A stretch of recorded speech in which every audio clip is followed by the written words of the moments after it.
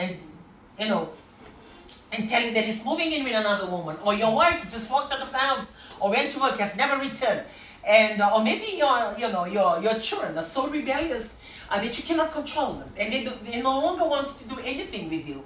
So whatever circumstances that you're going through this morning, always remember, when he says that I alone know the plans I have for you, he means that. He knows that. Because according to the truth of his word in Numbers 23:19, that he is not a man to lie, nor some man to change his mind. Whatever he promised, he will, and he shall fulfill.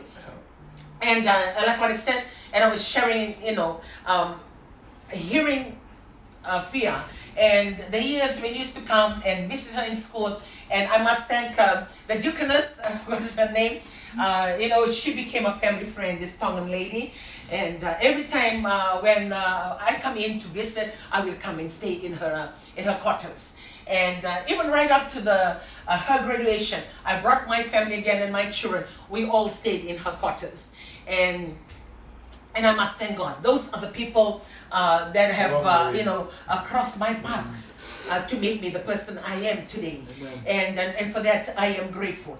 And now I know years later, now when we travel here and just looking, as I was planning our holiday to come here, or even in the previous years as we come, after Fia have graduated and moved on with her life, now we come, we can stay in hotels. We are staying in this Airbnb. It's a beautiful 5-bedroom place, and we drive. I see my grandson driving a car here in New Zealand, and I am humbled because at that time when we were sleeping under the house, when we were shivering with cold, when I took off every jackets everything warm that I was wearing, and left with the basic to cover my children, to give them warmth. And sometimes I'm so hungry, but whatever that I buy, I make sure that they eat. And sometimes they say, Mom, I want some more. And even though I share it amongst us, I will not eat mine. I will hold on to mine in case somebody turn around and say that they're still hungry. And most of the time, I believe, as we go to sleep, we are always sleeping hungry. And when we wake up in the morning, I always tell them, fill your water bottle up, fill your water bottle up. Remember the walk. And sometimes from Wesley College, I will tell them, and when we come and see the teachers, and they will be saying, oh, come, help yourself.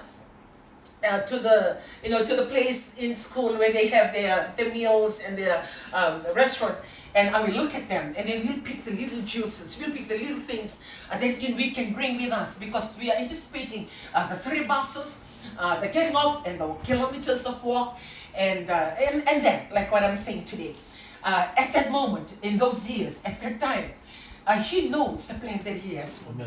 He knows the plan that he has for my children.